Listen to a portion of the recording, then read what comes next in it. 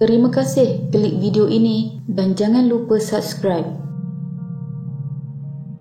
Pada tahun 1990-an, Lembah Beringin adalah satu nama yang gah dan menjadi sebutan ramai. Mana tidaknya ketika promosi jualan rumah pada waktu tersebut, kawasan itu dicanang pihak pemaju akan menjadi bandar tumpuan dengan pembinaan lapangan terbang baharu menggantikan Subang. Bukan itu sahaja, antara dicanang ialah pembinaan pusat sukan, universiti serta penempatan semula zoo negara dari Hulu Kelang. Justeru, bukan sahaja Lembah Beringin akan menjadi tarikan tetapi juga kawasan berjiran seperti Bukit Beruntung dan Sungai Buaya. Hampir saban hari iklan projek perumahan di situ tersiar di kaca TV dengan gambaran keindahan persekitaran apabila siap. Iklan pula diiringi lagu gemersik mengusik kalbu What a Wonderful World dendangan Louis Armstrong. Malangnya, nama yang gah dan menjadi sebutan ramai pada tahun 1990-an itu kini hanya sebuah hutan batu sunyi dipeluk sepi, terbiar dan dilupakan. Tidak seperti bangunan hutan batu di kota yang cantik dan dijaga, Lembah Beringin adalah paparan hutan batu sebenar. Rangka ratusan rumah terbengkalai berdiri kaku menjadi saksi gagalnya sebuah projek, musnahnya satu impian. Walaupun kini terdapat rumah terpencil, terasing serta berpenghuni, tetapi di kiri kanan sekeliling pula rumah tinggal terbiar kosong dipenuhi pokok-pokok besar dan liar seperti rumah hantu yang biasa dilihat dalam filem seram. Cuma bezanya ini bukan dalam filem. Ia kisah benar di Lembah Beringin, satu kisah mendukacitakan jiwa. Cerita hidup berjiran bertemankan dengan rumah kosong dipenuhi semak samun. Lembah Beringin kini juga dikenali sebagai ghost town ataupun bandar hantu. Ada dua jalan yang boleh dilalui untuk ke Lembah Beringin, iaitu melalui Lebuh Raya Plus dan jalan belakang terpencil yang menghubungkan ke Kerling dan Kuala Kubu Baru. Kedudukan Lembah Beringin sangat terasing dengan dikelilingi dengan hutan sungai tinggi dam dan tanah-tanah estet. Dari Lebuh Raya Plus akan mengambil masa 50 minit memandu dari Kuala Lumpur, 15 minit dari Tanjung Malim, 10 minit dari Bandar Kerling dan 25 minit dari Bukit Beruntung. Kuala Kubu Baru dan pintu masuk ke Bukit Fraser pula terletak sejauh 20 minit. Jika ke sana menggunakan Lebuh Raya Plus melalui exit 120, persimpangan Lembah Beringin akan terus membawa kita ke pintu masuk kawasan tersebut. Sepanjang jalan keluar dari Lebuh Raya itu, kita disambut dengan barisan pokok bunga kemboja yang biasanya ditanam di perkuburan. Jalan pula dilihat dilitupi dengan daun kering dan permukaan jalan kelihatan sedikit kehitaman menunjukkan jarang kenderaan melewati jalan tersebut. Kita akan menjumpai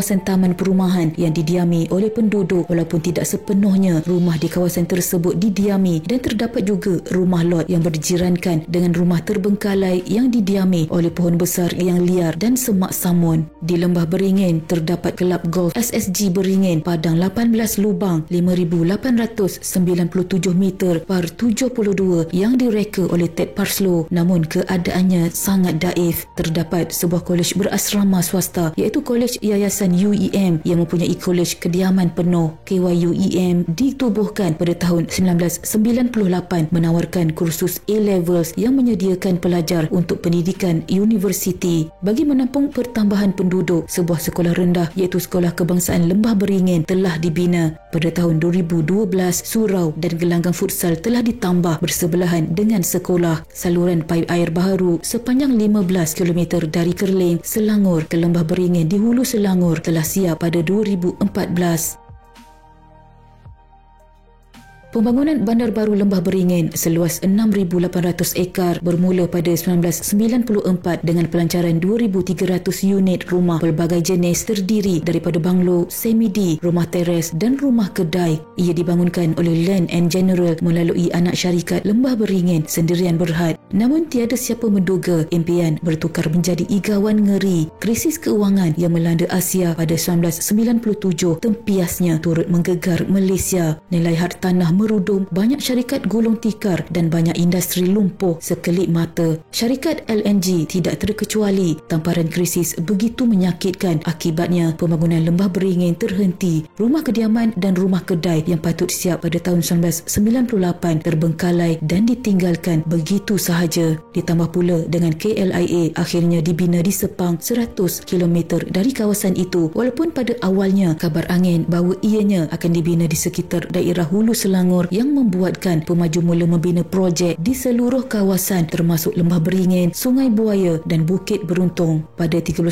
Disember 2001, Kementerian Perumahan dan Kerajaan Tempatan mengkategorikan Lembah Beringin sebagai projek terbengkalai. Pada 17 Mac 2006, syarikat pemaju diisytihar gulung tikar atas perintah mahkamah. Pemaju terkedu, pembeli termanggu-manggu, sama-sama menanggung padah. Dianggarkan lebih 1,000 unit rumah tidak siap dan terus terbengkalai hingga kini. Projek itu sudah tidak menarik pelabur. Banyak rumah yang sudah siap dan boleh diduduki ditinggal begitu sahaja, walaupun ada juga unit yang didiami. Kini, ratusan unit rumah daripada rumah banglo, semidi, rumah teres dan rumah kedai tinggal terbengkalai diselimuti hutan. Rangka rumah sudah berlumut dan uzur ketara melalui celah-celah rimbun pokok liar yang memagarinya. Selain rumah terbengkalai, banyak unit rumah sudah siap ditinggal tidak berpenghuni. Pokok-pokok kayu hidup subur dan membesar di halaman dan sekeliling. Sementara dalam rumah bersepah, yang tinggal di situ berteman dengan rumah hantu mungkin tidak ada pilihan kerana telah membeli rumah tersebut dan tidak ada tempat tinggal lain. Suasana sunyi atau takut sudah tiada dalam kamus mereka. Perumahan Lembah Beringin yang banyak terbengkalai dan tidak berpenghuni adalah fasa bahagian dalam projek. Perumahan berhampiran susur keluar tol Lembah Beringin cantik bersih dan ramai penghuni. Namun rumah tinggal dan terbengkalai lebih banyak. Terasa seram memasuki kawasan ini walaupun siang hari, apalagi pada waktu malam. Jalannya sunyi dipagari hutan. Pos pengawal di jalan masuk juga kosong terbiar. Tiada kemudahan pengangkutan awam, kedai, masjid atau stesen minyak atau tarikan lain untuk menceria dan menghidupkan suasana. Pekan paling hampir ialah Kerling. Namun bagi penduduk yang tinggal di Lembah Beringin ini, mereka menegaskan kawasan kediaman mereka bukanlah bandar hantu seperti dakwaan segelintir pihak di laman sosial. Kebanyakan mereka sudah tinggal di situ lebih dari 10 tahun yang lalu, tidak pernah melihat hantu di kawasan tersebut. Namun mereka mengakui kawasan berkenaan tidak mempunyai kemudahan asas diperlukan selain gelap. Penduduk kawasan berkenaan juga tidak mempunyai infrastruktur diperlukan seperti perlu pergi 10 hingga 15 km untuk mengisi minyak di Tanjung Malim. Balai bomba terdekat terletak kira-kira 20 km, manakala balai polis pula sejauh 9 km.